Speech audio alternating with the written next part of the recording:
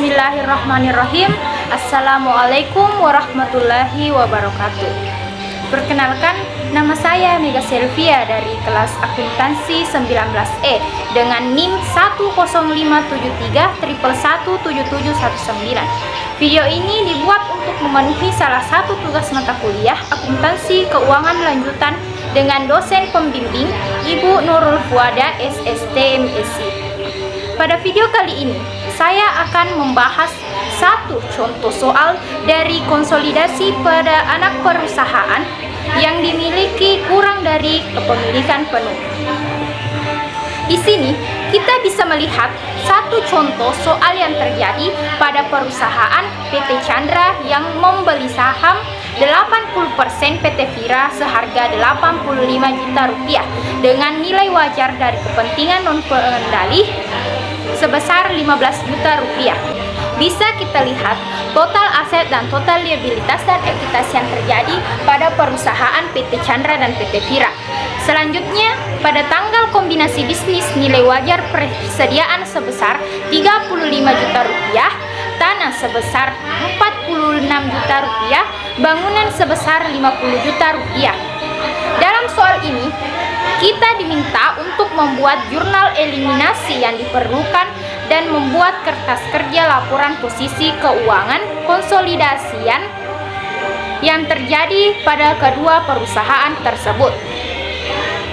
Yang pertama yang akan kita lakukan yaitu kita menghitung kenaikan dari akun persediaan dengan nilai buku sebesar 25 juta rupiah yang terdapat pada soal dan nilai wajar sebesar 35 juta rupiah, sehingga kenaikan yang terjadi yaitu sebesar 10 juta rupiah. Pada akun tanah, nilai buku sebesar 40 juta rupiah dan nilai wajar sebesar 46 juta rupiah, sehingga kenaikan yang dihasilkan yaitu sebesar 6 juta rupiah. Dan pada akun bangunan dan peralatan, nilai buku yang terjadi yaitu sebesar 45 juta rupiah dan nilai wajar sebesar 50 juta rupiah, sehingga kenaikan yang terjadi yaitu sebesar 5 juta rupiah. Dan yang kedua yaitu kita menghitung selisih dengan total nilai wajar investasi sebesar 100 juta didapat dari saham sebesar 85 juta itu ditambah dengan nilai wajar kepentingan non pengendali sebesar 15 juta.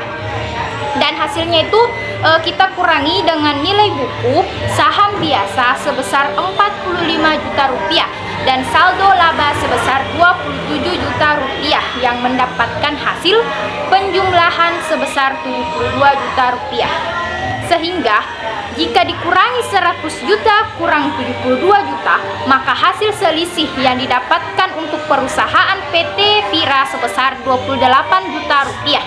Adapun jurnal saat pembelian saham yaitu investasi saham pada PT Vira berada di debit sebesar 85 juta rupiah dan kas berada di kredit sebesar 85 juta rupiah. Selanjutnya, kita bisa lihat jurnal saat mengeliminasi saldo investasi yaitu saham biasa pada debit sebesar 45 juta rupiah, saldo laba debit sebesar 27 juta rupiah, selisih yang telah didapat dari perhitungan tadi itu berada di sisi debit sebesar 28 juta rupiah. Investasi saham pada PT Vira kredit sebesar 85 juta rupiah dan kepentingan non pengendali kredit sebesar 15 juta rupiah. Selanjutnya yaitu jurnal eliminasi untuk mengalokasikan selisih yaitu persediaan debit 10 juta rupiah, tanah debit 6 juta, bangunan dan peralatan debit 5 juta. Hasil ini didapat dari perhitungan kenaikan pada awal penyelesaian soal ini. Dengan goodwill berada di debit sebesar 7 juta yang didapat dari hasil pengurangan selisih yang didapat tadi berada di sisi kredit sebesar 28 juta dikurangi dengan nilai persediaan, tanah, bangunan dan peralatan sehingga mendapatkan hasil goodwill sebesar 7 juta rupiah. Setelah melakukan perhitungan pada jurnal eliminasi, selanjutnya kita membuat kertas kerja laporan posisi keuangan konsolidasian pada perusahaan PT Chandra dan PT Vira yang terjadi pada periode 31 Desember 2015. Langkah pertama yaitu kita memasukkan data-data yang ada pada soal dengan menambahkan akun selisih dan goodwill pada akun aset serta akun kepentingan non-pengendali pada akun liabilitas dan ekuitas. Bisa kita lihat format kertas kerja pada layar. Terdapat format eliminasi dengan format debit kredit serta format konsolidasi. Yang terdapat pada format eliminasi kolom debit yaitu persediaan sebesar 10 juta rupiah, tanah 6 juta, bangunan dan peralatan 5 juta, selisih 28 juta, goodwill 7 juta, saham biasa 45 juta, serta saldo laba sebesar 27 juta rupiah. Pada kolom kredit yaitu akun investasi saham PT Vira sebesar 85 juta, selisih 28 juta, dan kepentingan non-pengendali sebesar 15 juta rupiah. Selanjutnya, pada kolom konsolidasi, untuk mendapatkan hasil pada kolom konsolidasi terdapat perhitungan yaitu nilai akun PT Chandra ditambah dengan nilai akun PT Vira ditambah pada kolom debit dan dikurangi dengan nilai yang terdapat pada kolom kredit. Perhitungan ini hanya dihitung untuk akun yang terdapat pada akun aset. Contohnya itu pada akun kas 25 juta rupiah ditambah 15 juta.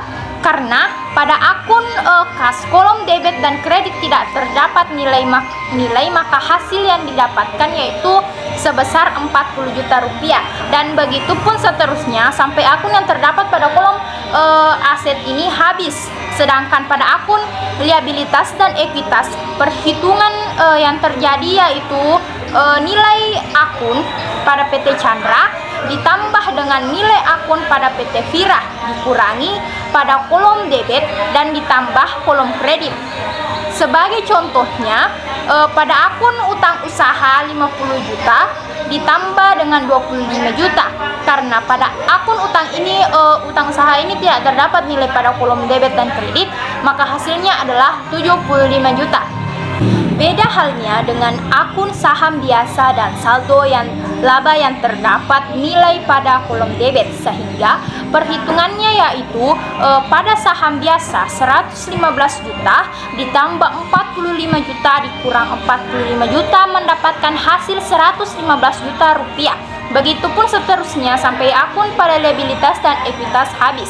Dan untuk mengetahui apakah nilai konsolidasi kedua perusahaan sudah balance atau benar, itu kita lihat dari total aset dan total liabilitas dan ekuitas.